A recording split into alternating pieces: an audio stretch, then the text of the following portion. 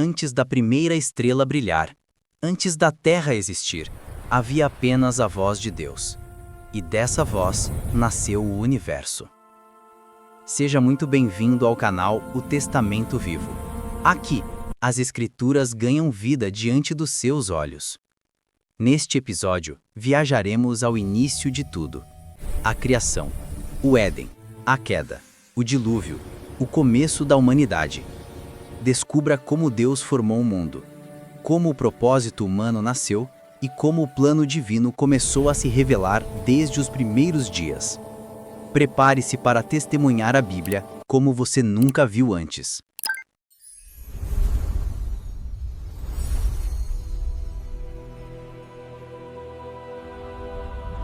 Desde os confins do tempo, a humanidade busca respostas para as grandes questões da existência.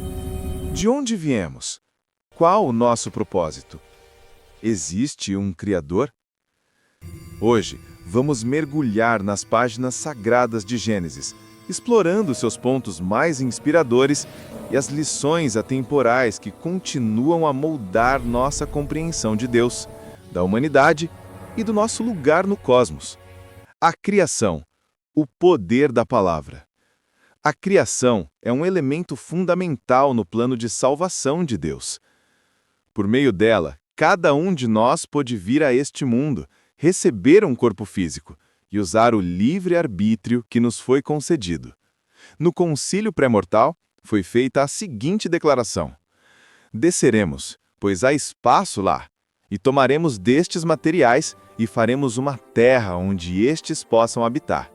E assim os provaremos para ver se farão todas as coisas que o Senhor seu Deus lhes ordenar.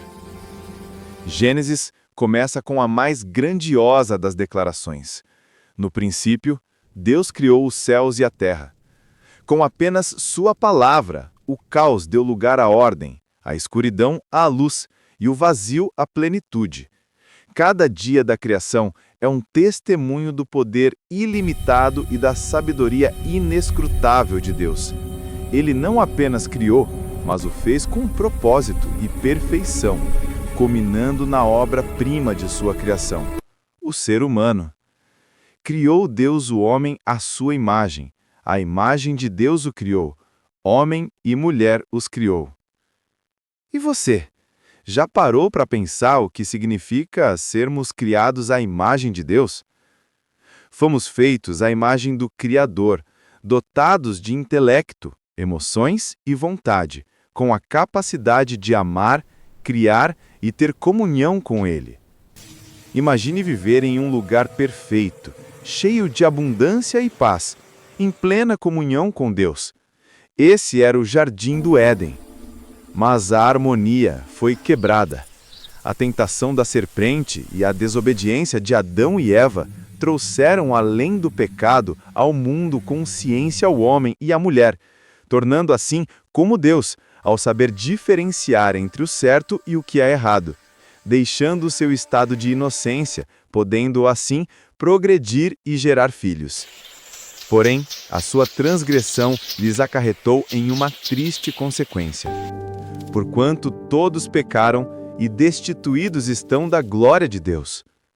A escolha de desobedecer a Deus resultou na perda da inocência, na dor, no sofrimento e na separação de nosso Criador. Adão, não podemos mais ficar. Eu sei, Eva, o paraíso está perdido. O Éden está vedado. Partam agora. Estamos indo. O paraíso foi perdido, e a humanidade embarcou em um caminho de dificuldades e desafios. No entanto, mesmo na condenação, a soberania de Deus se manifesta com uma promessa de esperança. Em Gênesis, capítulo 3, versículo 15, Deus profetiza a vinda de um descendente da mulher que esmagaria a cabeça da serpente. Essa é a primeira semente da redenção. A promessa de que, apesar da queda, o plano de Deus para a humanidade não seria frustrado. A história da queda nos lembra da seriedade do pecado, mas também da infinita misericórdia e do plano redentor de Deus. O dilúvio, um novo começo. Porém, a maldade humana cresceu a ponto de o Senhor lamenta-se da maldade do homem sobre a terra. A corrupção era tamanha que Deus decidiu purificar a terra através de um grande dilúvio. Mas, em meio a essa devastação, um homem encontrou graça aos olhos do Senhor. Noé era homem justo e íntegro entre os seus contemporâneos. Noé andava com Deus. A história de Noé é um poderoso testemunho de fé e obediência.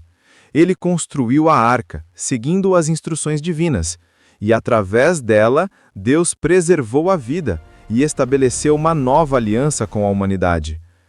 Estabeleço a minha aliança convosco.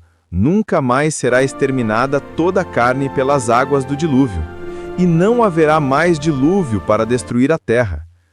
O arco-íris se tornou o sinal visível dessa promessa, um lembrete eterno da fidelidade de Deus e de sua misericórdia, mesmo em meio ao juízo. Abraão, o pai da fé. Após o dilúvio, a humanidade se espalhou, mas a promessa de redenção continuava. Deus escolheu um homem, Abraão, e o chamou para uma jornada de fé extraordinária. Sai da tua terra, da tua parentela e da casa de teu pai, e vai para a terra que te mostrarei. A promessa a Abraão não era apenas de uma grande nação, mas de que, em ti, serão benditas todas as famílias da terra. A vida de Abraão é uma saga de fé, paciência e provisão divina. Ele creu em Deus contra toda a esperança, e sua fé lhe foi imputada como justiça. Ele está O dormindo clímax tão de sua tranquilo. fé é visto Sim, no presente Monte Moriá, precioso. onde Que Deus o bênção. provou, Amém. pedindo o sacrifício de seu filho Isaque. Deus proverá para si o cordeiro para o holocausto, meu filho. E Deus, de fato, proveu. A história de Abraão nos ensina sobre a fidelidade de Deus em cumprir suas promessas e a importância de uma fé inabalável.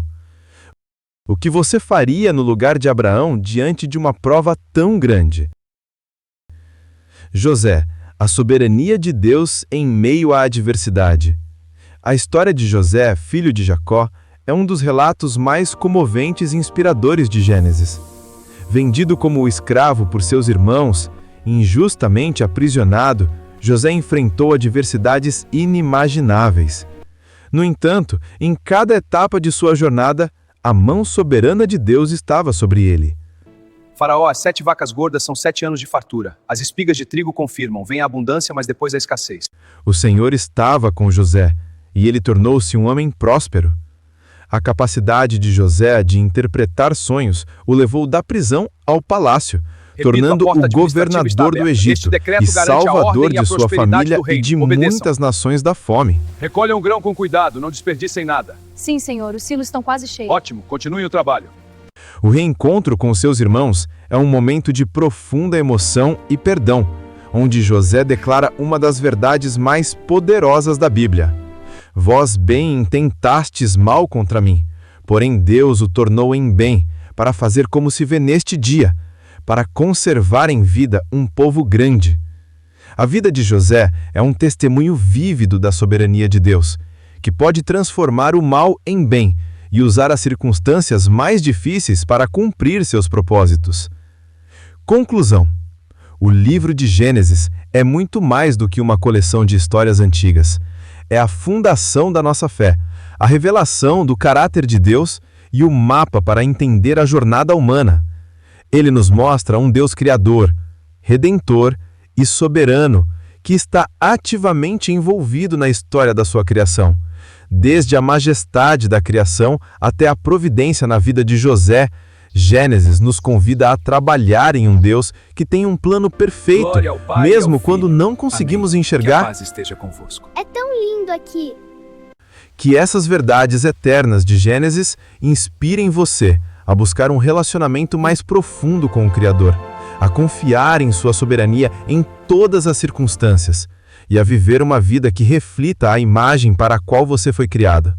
O livro de Gênesis é um convite para descobrir a origem da fé e da humanidade e encontrar esperança e propósito em cada página.